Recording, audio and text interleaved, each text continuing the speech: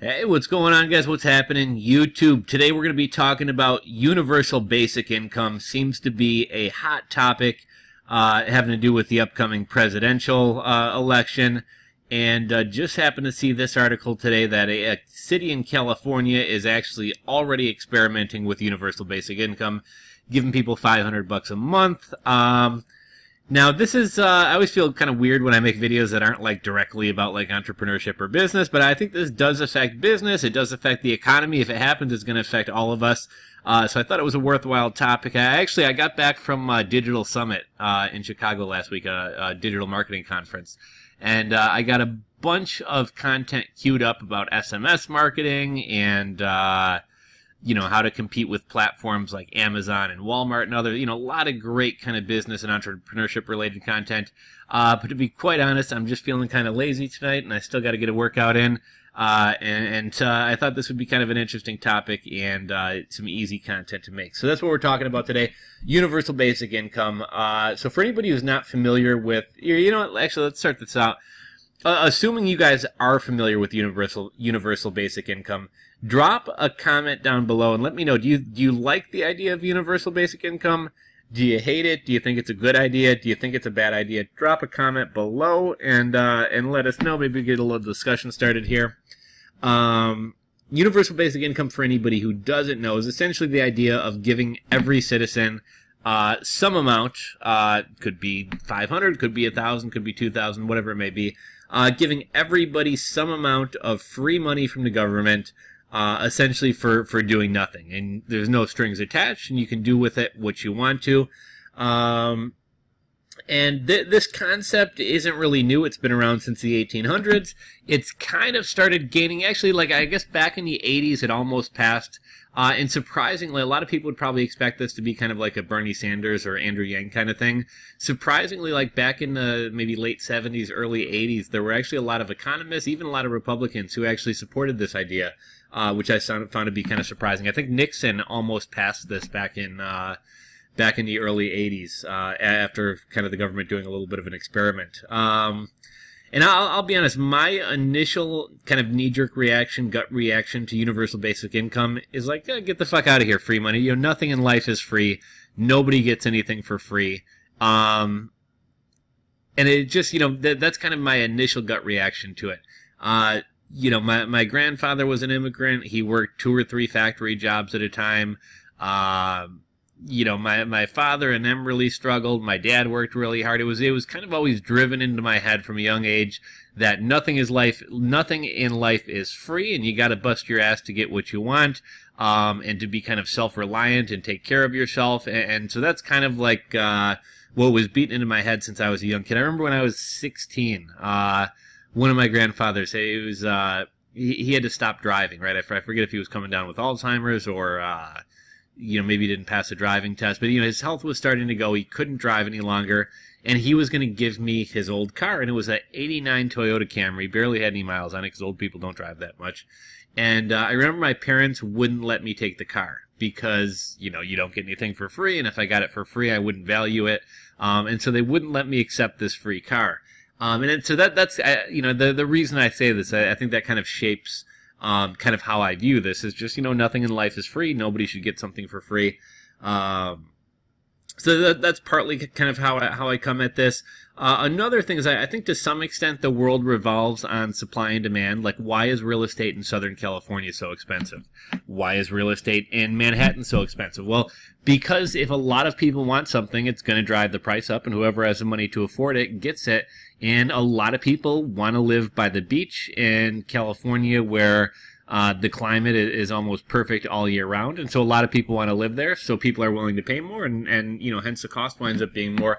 I'll also say that kind of my opinion of universal basic income is also kind of shaped by, I don't know if any of you guys ever go on the subreddits, r/anti-work or r/lost generation, but man, they like talk about first world problems. Like, it's a bunch of quite frankly, a bunch of whiny little bitches who think that they should be able to sit around and play video games all day, and that work is terrible, and God forbid they have to work. And most of them have cushy jobs, like self-admittedly, have cushy jobs where they sit around and play on Reddit all day long and don't really do shit, which things could be a lot worse. You know, it just kind of annoys me when people like seem to get really annoyed that, oh my God, I can't play video games all day long and write poetry and pursue my passions, when, you know, people in the Bahamas are like, you know, dying of floods, trapped in their attic. People in some countries are like slaves. People in some countries don't have clean water, and you're whining about playing on Reddit 7 hours a day while you're at work.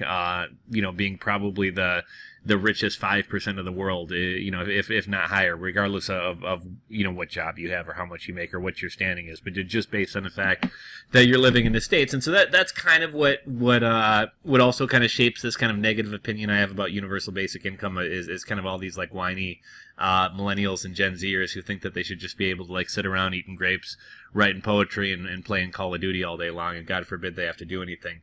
And then kind of one last kind of thought. I guess kind of two more thoughts before we get into the article. So one is, I think to some extent, if everybody has $1,000 more, nobody's really any better off. Everybody just has $1,000 more. You know, if everybody has $1,000 more, everybody's going to be willing to spend a little bit more on their rent. And what's that going to do? That's going to drive rent prices up. Everybody's going to be willing to pay a little bit more for a used car, right? So that's going to drive the price, you know. So to some extent, it's almost kind of like the minimum wage argument. What if we make minimum wage $20 instead of $15, or $15 instead of $12, or whatever it is? Is anybody really any better off, or does it just kind of artificially inflate the numbers that we talk about? But poor people are still poor, middle class people are still middle class, and rich people are still rich. You know, I think it's kind of one of those things. And I had another thought too. I can't think of what I was gonna. Oh, here's what I was gonna say. Here was one last thought that I had, and like I said, I admittedly have kind of a bias against this, or it's just kind of like the way I was raised, kind of flies in the face of the whole concept of universal basic income. But you know, a lot of cities, you know, out of Portland, San Francisco, Vancouver, have these really kind of progressive policies toward like drug use and drug addicts, like, oh, we're going to pass out free needles. Or I think in Vancouver, you know, junkies can actually go to like a hospital and get shot up with dope, like once a day or twice a day. And I kind of wrestle with this idea of, let's say that fiscally speaking, that actually makes sense. Like, you give people free needles or you shoot people up, and they don't have to go rob people, and so there's less crime, and they don't have to steal out of people's cars, so there's less vandalism. And, you know, let's just say, like, it winds up being a net positive for society. Like, even though it makes sense logically, it still feels kind of wrong being like, hey, let's use taxpayer dollars to shoot up heroin addicts and give people crack to smoke. And universal basic income, I guess, kind of in my head is one of those things where even if it fiscally makes sense, it just kind of seems wrong to me. But here's the thing, you know, this example in California, they picked out like a couple hundred people to give $500 a month to. The money's coming from some type of nonprofit, so it's not tax dollars. And this experiment, even if it works out, like giving a couple hundred people $500 a month is that's all been donated from charity, is very different than giving however many millions of people in the U.S. There are, giving millions of people $1,000 a month out of taxpayer dollars. I guess kind of the idea of universal basic income, as I understand it, or as like Andrew Yang, who seems to be the big guy pushing this, explains it, is like at some point automation is going to take away all the jobs, and you're going to have a handful of tech millionaires, Jeff Bezos and Elon Musk and whoever else, who are profiting off all this automation. And because there's no jobs, as kind of a civil service or civil duty or through taxation, we're going to take away a lot of their wealth and just kind of redistribute it to everybody else.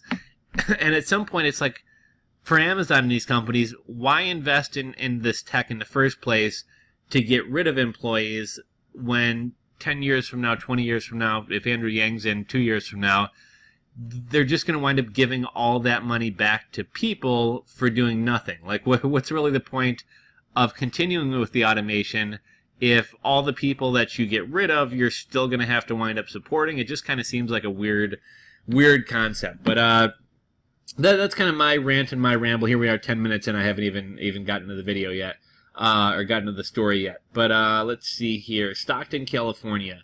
And you know, here's kind of the whole idea of universal basic income, again, it's nothing brand new, but I feel like it started getting a lot of attention back in probably the spring, I think it was, when Andrew Yang first appeared on Joe Rogan after announcing he was running for president. And now this idea is kind of taken off, and it's being touched on by the media a lot. And now you got Bernie Sanders, for all I know, has always been for it, just because he's kind of a socialist into this kind of stuff. He's been talking about it a lot more. That Cortez lady, who likes to talk bad about anyone with money, yet lives in a multi-million-dollar condo in New York. She's all for it. And so now everyone's kind of jumping on the bandwagon of universal basic income. But the article goes on to say, Democratic presidential candidate Andrew Yang wants to give cash to every American each month. Susie Garza has never heard of Yang, but since February, she's been getting $500 a month from a nonprofit in Stockton, California, as part of an experiment that offers something unusual in presidential politics, a trial run of a campaign promise highlighting the benefits and challenges in real time. Garza can spend the money however she wants. She uses $150 of it to pay for her cell phone and another $100 to pay for her dog's veterinary bills. She spends the rest on her 2 grandsons, now that she can afford to buy them birthday presents online and let them get the big bag of chips at 7-Eleven. I've never been able to do that. I thought it was just the coolest thing, said Garza, who is unemployed and previously was addicted to drugs, though she said she has been sober for 18 years following a stint in prison. I like it because I feel more independent, like I'm in charge. I really have something that's my own. And here's just something interesting that I kind of picked out, or that kind of jumped out at me about that comment or that quote. It seems kind of ironic that I feel more independent. So by being dependent on the government, or in this case, a nonprofit giving you $500 a month, by being more dependent on other people, I feel more independent. I don't know why I'm like, I don't know, that just seemed like kind of an oxymoron to me. But I get it. She has more money to do nice things for her grandkids, and she's not as stressed about bills, but it just seems ironic that being dependent makes you feel independent. Garza is part of an experiment testing the impact of universal basic income, an old idea getting new life thanks to the 2020 presidential race, although Stockton's project is an independent one and has no connection to any presidential candidate. Yang, a tech entrepreneur, has anchored his long-shot bid with a proposal to give $1,000 in cash to every American, saying the payments will shield workers from the pain of uncertain job losses caused by automation. The idea has helped him win unexpected support and even muscle out some better-known candidates from the debate stages. His proposal isn't too far off from the one by U.S. Senator Kamala Harris, one of the top contenders for the Democratic nomination, who has a proposal to give up to $500 a month to working families. Now, here's one thing that I think will happen, basically, if this winds up happening. I don't think people are going to have this money in savings to shield themselves from job losses. The vast majority of people are just really shitty at handling money. And you give people $1,000 a month, and they're going to have 10 more video games, or an extra iPhone, or 10 more, meals out. I guess it'd be pretty expensive meals. 20 more, they'd eat out every day of the month. I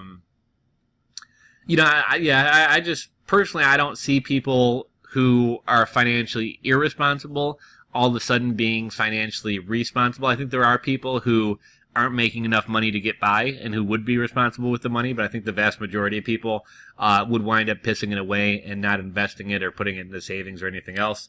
Let's see. Stockton, once known as the foreclosure capital of the country, and for one of the nation's largest municipal bankruptcies, is a step ahead of both candidates. In February, the city launched the Stockton Economic Empowerment Demonstration, a pilot program spearheaded by a new mayor and financed in part by the nonprofit led by Facebook co-founder Chris Hughes. The city chose 125 people who live in census tracts at or below the city's median household income of $46,033. They get the money on a debit card on the 15th of each month. I think poverty is immoral. I think it's antiquated, and I think it shouldn't exist, said Michael Tubbs, the city's 29-year-old Democratic mayor. Tubbs' personal story includes a cousin who was killed, a father who's in prison, and a mother who as a teenager raised him with the help of multiple jobs. He found his way to Stanford and public service, where he persuaded his beleaguered city to sign on to a new provocative idea, guaranteed cash. Stockton residents who have elected Republican mayors for 16 out of the last 22 years were skeptical, worried about encouraging people not to work.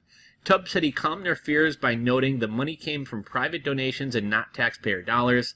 I would tell people all the time that would be upset or would call angry, I would say, well, I'm just as angry as you are, but I'm angry about the problem. I'm not angry about possible solutions, Tubbs said. A team of researchers is monitoring the participants. Their chief interest is not finances, but happiness. They are using what they call a mattering scale to measure how much people feel like they matter to society. Do people notice you are there? Those things are correlated to health and well-being, said Stacia Martin West, a researcher at the University of Tennessee, who is working on the program along with Amy Castro Baker at the University of Pennsylvania. The money has made John Bravo happier. The 31-year-old Stockton native and construction worker is married and has 3 children, ages 13, 8, and 4. He said he didn't see enough of his children when he worked 6 days a week to pay the bills. That changed when he started getting $500 a month. Now he only works 1 Saturday a month. He uses the other Saturdays to take his kids to the amusement park and ride bikes with them in the park. It's made a huge difference, he said, just being able to spend more time with the wife and kids. It brings us closer together. Stockton officials do not release names of program participants. They arrange interviews with journalists only for those who volunteer to discuss their experiences. The idea of guaranteed income dates back to at least the 18th century and has crossed ideological cultural lines.